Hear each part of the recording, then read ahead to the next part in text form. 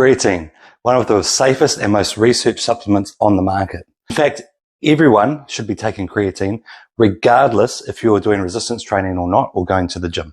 I'm going to cover off some common misconceptions about creatine and hopefully answer some of these questions that a lot of you guys have. Does creatine cause water retention? Well, initially at the start it can, but the water that is held is intramuscular or intracellular, so it's held within the muscle. And we know with sustained use of creatine that your body actually levels out and you don't have that water retention when you keep using that creatine long term. Is creatine an anabolic steroid? No, no, it's not. Don't ask again. Does creatine cause kidney damage or renal dysfunction? No, there is no evidence to support that creatine can damage your kidneys or cause renal dysfunction, same as there is no evidence to support the fact that protein can cause kidney damage and renal dysfunction. These are both myths. Is creatine bad for children?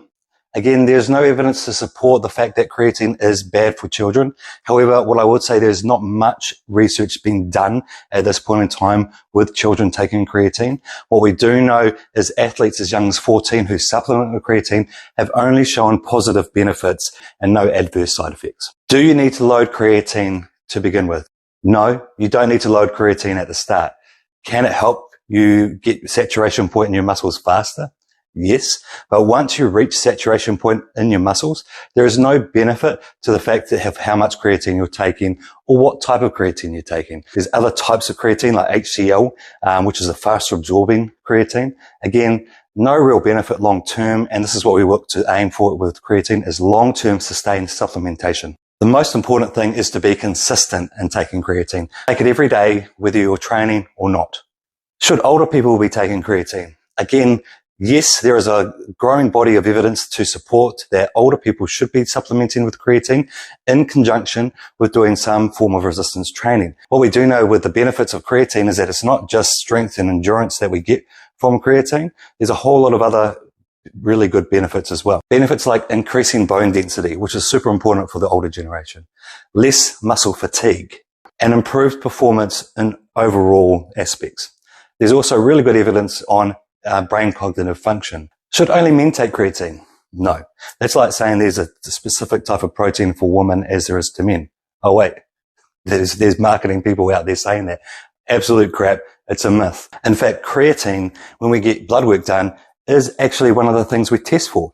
Just like your iron levels, creatine is super important for every single person. There is even more evidence to support the use of creatine in postmenopausal women, helping them increase their bone density, which tends to drop off quite sharply after menopause. There's also a lot of evidence to support the use of creatine throughout the lifespan of men and women. Should I take other types of creatine? Again, the most researched supplement is the creatine monohydrate. There are other types you can look at taking. I would always recommend taking monohydrate. That is the most researched, it is the safest. And again, once we reach saturation level in our muscles, it really is irrelevant how fast you absorb that creatine. Does creatine cause bloating? Now, some people can experience bloating from creatine. So what I recommend you do is find the dose that works for you. So if you need to take 5 grams a day, you'd split that up into 2, 3, or even 5 smaller doses scattered throughout the day. You might start with 1 gram in the morning and see how you feel. So in summary, creatine is the most safest and well-researched supplement currently on the market. If you're not taking it, you're doing yourself an injustice. Not only is it going to help you, your performance and recovery and your strength and your resistance training, it's also going to help you with brain cognitive function and just being better within yourself.